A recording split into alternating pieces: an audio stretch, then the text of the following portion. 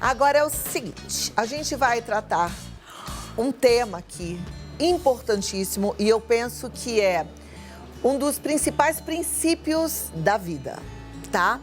Parece um conceito muito fácil, muito simples, mas o fato é que nem todo mundo pratica. Muitas vezes, preocupados com os nossos próprios dilemas, nem sempre temos a sensibilidade de olhar além, de enxergar o outro e trocar experiências. Eu tenho falado atualmente bastante sobre comunicação, quem me acompanha no Instagram sabe, e eu digo que o primeiro ponto para a gente ser, inclusive, um bom comunicador é a empatia. E é sobre isso que a gente vai falar. Porque para você fazer um speech bem feito, para você conversar com alguém, você tem que se colocar no lugar do outro. Para ter um relacionamento rico e harmonioso, vale muito a pena apurar os sentidos, perceber o outro e aprender mesmo nas situações de conflito. Eu converso agora com alguém que vai nos ajudar a sermos mais empáticos. Ela ajuda milhares de pessoas com um método fantástico. Está aqui via Skype a empresária, palestrante e escritora Heloísa Capelas. Seja muito bem-vinda, Elo. Que bom vê-la. Como vai?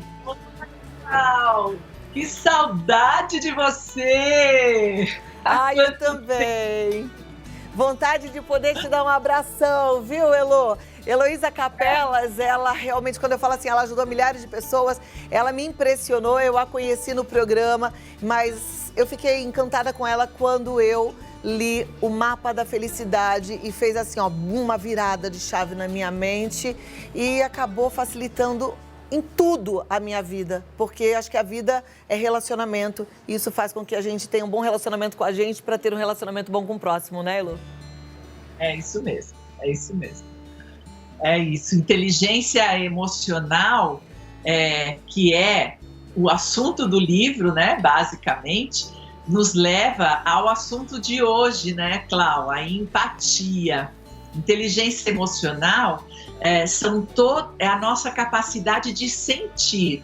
Nós sentimos de ódio ao amor, de alegria à tristeza. E a inteligência emocional é a capacidade de gerenciar tudo aquilo que sentimos e principalmente reconhecermos, né?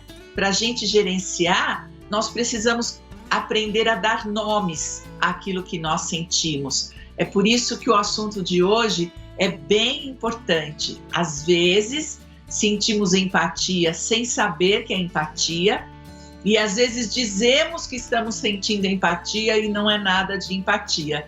Então, conhecer e dar nome àquilo que nós estamos sentindo e depois gerenciar tudo isso é a inteligência emocional do que fala o meu livro, O Mapa da Felicidade. Que ótimo.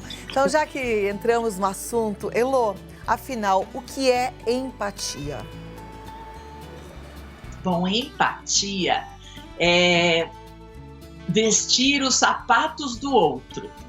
Essa é a definição de empatia. Isto é, quando você está nos sapatos do outro, você está no lugar dele, no lugar onde ele ocupa, pensando como ele pensa, sentindo como ele sente.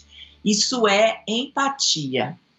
É viver, ou a gente não vive, mas a gente se coloca no lugar do outro. E para isso, Cláudia, é fundamental a gente deixar o julgamento de lado. Não existe empatia se houver julgamento. A empatia é legitimar o outro, é autorizar o outro a ser exatamente o que ele é, vivendo exatamente o que ele está vivendo. Aí sim eu posso vestir os sapatos deles, eu posso imaginar, experimentar quem aquela pessoa é. E isso é um passo anterior ao perdão. A empatia vem antes da compaixão e antes do perdão. É uma profunda compreensão do outro. Imaginar ou saber ou ter ouvidos de ouvir a história dessa pessoa. Porque ninguém é o que é porque quer. Nós somos resultados da nossa história. Ou temos uma grande mágoa no nosso coração, não nascemos assim. Ou temos uma grande paixão no nosso coração, também não nascemos assim. Fomos aprendendo e tendo experiências ao longo da nossa vida, desde a nossa concepção, que nos construiu como somos. Então, poder vestir os sapatos do outro é conhecer a sua história e saber que ele está vivendo o que ele está vivendo. É quase que é impossível ele não viver aquilo. É esse nível de compreensão. Puxa, eu agora sei por que é que ele é tão raivoso, por que é que ele é tão bonzinho, por que é que ele não consegue se colocar, por que é que ele é tão falante. Isso é empatia. Eu poder compreender a história do outro. Ou pelo menos imaginar que aquela pessoa tem uma história que a levou para aquele comportamento. Isso é empatia. Maravilha, como é bom a gente pensar nisso com clareza para poder refletir se a gente consegue ser empático. E eu entendo que muitas vezes a gente não consiga ser empático porque a gente também tem a nossa história, porque a gente também tem a nossa bagagem e a gente também tem as nossas limitações.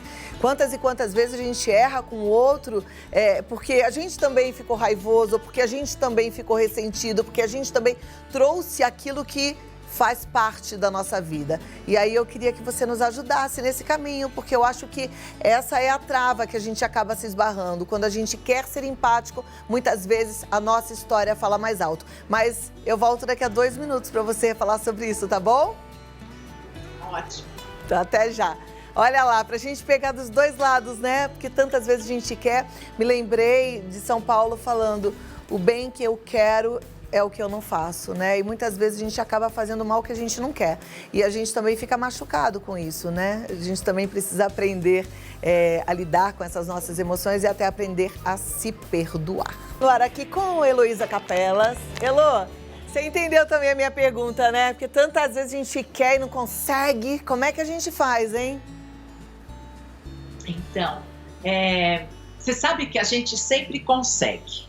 Então vamos tirar esse eu não consigo da frente, porque a gente sempre consegue. É um exercício, é um processo, é um caminho, mas você sempre chega aonde você quer, eu não tenho dúvida disso. O que acontece? Todos nós, ninguém de nós é o que é porque quer. Então, não é aquela pessoa que tem uma história, todos nós temos. E olha, Cláudia, nós somos tão parecidos. Eu lá no processo Hoffman digo para os meus alunos que somos todos batata do mesmo saco. Nós somos seres humanos. Não tem essa história de melhor ou pior. Nós temos a história que temos e aprendemos a julgar, a criticar. Temos muito preconceito. É isso que nos separa. Porque se a gente for honestamente nos olhar, nós somos muito parecidos. E eu tenho uma tendência a não olhar para o que é ruim em mim. Eu quero aparecer bonito na foto. Eu quero ser legal, eu quero ser bacana. Mas eu tenho uma história de aprendizado. Que ou eu escondo, e aí eu vou ficar doente, e aí precisa sim tomar todos os remédios, porque as emoções prejudicam muito o nosso caminho. Ou eu vou espantar as pessoas com os meus comportamentos. É muito mais fácil olhar para o outro. Eu digo que as pessoas são placas de sinalização para a gente. Elas nos mostram quem nós somos. E nós não gostamos nada do que a gente vê. Então, é muito difícil ter empatia, porque eu preciso me colocar no lugar do outro, compreendê-lo, mas ao compreendê-lo, eu também vejo as minhas dificuldades, eu também vejo as minhas mazelas, eu também vejo os meus pontos fracos, que eu não gosto, que eu critico. Então, compreender o outro é assumir que eu sou muito parecida com ele e que eu também tenho uma história e que muitas vezes eu estou negando. O Bob Hoffman nos falava da tal da transferência, isto é, eu vejo no outro o que eu tenho em mim e que eu não vejo. Eu sou inconsciente de mim, mas o outro é minha placa de sinalização. E aí ele dizia, nós enganchamos no outro. Isto é, o meu autoritarismo engancha no autoritarismo do outro e eu fico criticando o outro, julgando o outro, não olhando para mim e com uma dificuldade muito grande de colocar os sapatos dele. Porque ao compreendê-lo, eu vou ter que assumir que eu sou igual. Essa é a nossa dificuldade.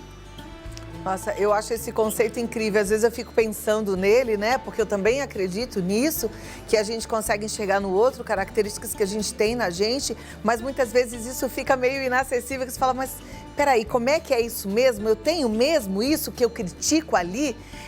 Tem alguma forma da gente percorrer esse caminho para ficar certo de que sim, tenho características que eu enxergo no outro? Olha, essa é uma pergunta super boa, Cláudia, mas muito boa.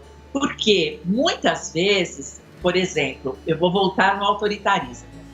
Eu sou autoritária com os meus filhos, mas eu não sou autoritária com os meus colegas, por exemplo. E eu tenho lá um relacionamento no trabalho, tenho um colega de trabalho que é muito autoritário com os colegas. E eu falo, pelo amor de Deus, isso é horrível. Eu não sou assim. De fato, com os colegas, não. Por isso eu não consigo me ver. E a minha pergunta é sempre assim. O que é que você está vendo no outro? Como chama? Chama rigidez, autoritarismo, braveza, estupidez. Às vezes meiguice. Carinhoso, também tem coisas boas que eu transfiro, né? Eu não vejo só ruim, mas o que me dá raiva, o que me engancha, o que eu julgo e critico, são as coisas ruins que eu tenho em mim. Então, eu digo, eu não sou igual a ele. Eu não sou autoritária com os colegas como ele, mas onde está o autoritarismo em mim? Eu não sou estúpida com os meus filhos, como eu vejo que a minha irmã é, por exemplo. Ok, onde está a minha estupidez? Sim, eu sou estúpida comigo mesma. Eu estou sempre me batendo nas coisas, eu não presto atenção, eu me trato com casca e tudo. Eu sou estúpida, tanto quanto ela, só que em lugares diferentes. Por isso nós temos dificuldade, muitas vezes, de reconhecer. Porque a gente vê aquele cenário e naquele cenário eu não sou. Mas se me incomodou, tá em mim e eu não tô vendo. Então a pergunta é, mas aonde você é parecido com ele? Quando você está com quem? Quando você está em que momento? Quando você está em que lugar? Esse é um bom jeito da gente se conhecer. Lembrando que ele é uma placa de sinalização. Se me incomodou, pensa assim, se eu tô indo para Jundiaí, todas as placas eu vou olhar e as que tem Jundiaí vão me chamar a atenção. Tudo que disser Indaiatuba, Cabreúva, qualquer outro, Itatiba, qualquer outro assunto, outra cidade que não seja Jundiaí, eu vejo e não me presto atenção. Quando eu olho Jundiaí, eu digo, é lá, ó, eu tenho que prestar atenção naquela placa. É exatamente isso que acontece com as pessoas. Elas têm inúmeros comportamentos. E se eu não tenho, ou se eles não me incomodam em mim, eu nem reparo. Mas se eu reparei, se eu julguei, se eu critiquei, se eu falei mal dele, se ele me trouxe um mal-estar, essa é a placa de sinalização que eu estou procurando. Essa pessoa está falando de mim. Por isso é bom olhar. E eu tenho dificuldade porque talvez eu não seja no mesmo lugar que ele. Mas se me incomodou, tá comigo. Uau! Que aula! Que aula, que simples, quando você fala como eu compreendo tudo. Meu Deus do céu, eu só posso agradecer. Então, eu tenho uma pergunta. A gente não deve criticar ninguém, então a gente não deve exortar ninguém, a gente não deve chamar a atenção de ninguém, mas segura aí, eu volto já para você falar sobre isso, tá bom? Né? Porque às vezes a gente faz essas coisas, eu quero entender como é que é isso, pra gente se relacionar cada vez melhor. Heloísa Capelas. E aí, vamos continuar. Eu deixei uma pergunta aqui, né? Então, a gente não deve nunca criticar, chamar para uma conversa alguém, exortar uma pessoa. Como é que é isso? Nunca, não, né? Não tem nada disso. A gente pode ser exatamente quem a gente é. A questão é quanto de crítica você tem. E conversar e dizer que não gosta é fundamental em qualquer relacionamento.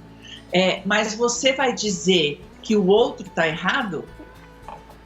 Você não gosta daquilo que o outro fez? A partir de quem?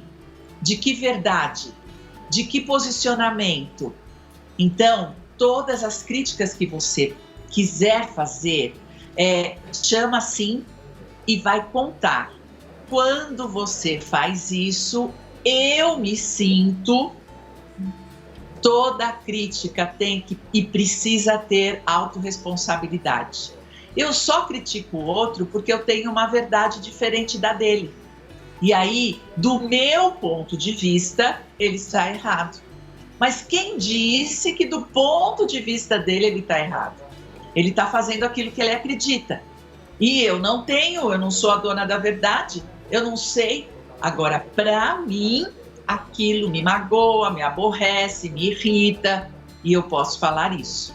Mas quando você faz isso, eu me sinto, eu me aborreço, e aí é tudo responsabilidade minha. Eu posso criticar todo mundo, sabendo que é do meu ponto de vista. E o meu ponto de vista é só um ponto.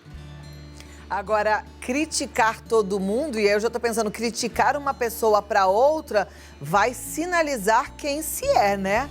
Porque agora a gente, sabendo de tudo isso, depois dessa aula, a gente tem que pensar duas vezes. Tem muita gente ouvindo, então na hora que você for apontar o dedo assim para falar de alguém, você está falando de você também, e quem está ouvindo já sabe disso. Presta atenção, não é assim, Elô?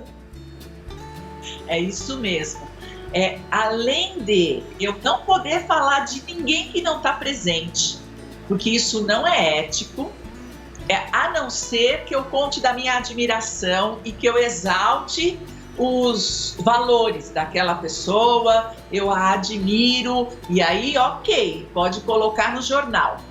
Mas se você vai denegrir a imagem, se você vai falar algo a respeito do caráter daquela pessoa, de jeito nenhum você pode falar sem a presença dela.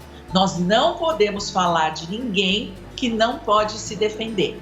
Podemos falar bem, porque a pessoa não precisa de defesa. Mas se ela precisar se explicar, ou se ela precisar de defesa, é cara a cara. Falar mal de alguém é uma das piores características do ser humano. O meu pai contava uma história, meu pai era um contador de histórias, né? E ele contava uma história de que um vizinho tinha dito para o outro que aquele terceiro vizinho queria matá-lo. O vizinho que ouviu ficou muito assustado e muito preocupado.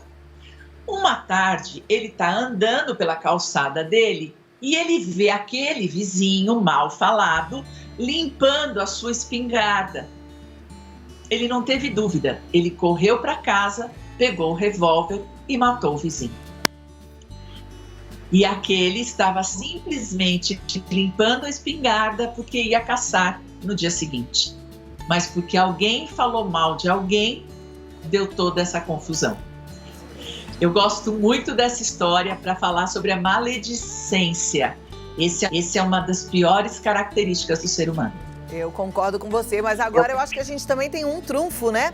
Se alguém vier falar assim, olha, você viu aquela pessoa como ela é gulosa? Ela devorou tudo aquilo, não deixou nada pra ninguém. Aí a gente já pode virar na hora e falar assim, o que isso tem a ver com você? Você também é assim em que área da sua vida? Você come tudo e não deixa as coisas quando você tá em que situação?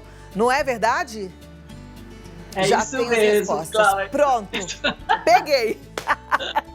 Elô, querida, muito bom aprender com você. Não demora pra vir. Eu gosto que aqui a produção já ouve o que eu falo e aí já fica sabendo que é pra grudar em você e trazer você de volta, porque eu gosto muito quando você vem. E fico louca pra... Olha, você sabe que eu sou doida pra fazer o método Processo Hoffman e tô assim no pé da minha turma lá em casa, que eu queria tanto que eles fizessem também. E aí você que tá aí na sua casa, que assiste nosso programa, também quero que você faça, porque é fantástico, gente. Então gruda na Elô, porque você vai gostar. Tá pronta, tô indo pra lá. Oh, que delícia! E ó, mais informações no www.centrohoffman.com.br ou heloisacapelas.com.br. No Face Capelas Heloísa ou no Insta Heloísa Capelas, você tem mais informações também. Uma ótima viagem! Boa semana pra você! Tchau, tchau, Elô! Queridíssima, muito sábia, muito clara, né? Tem uma didática ótima para ensinar. Eu amei.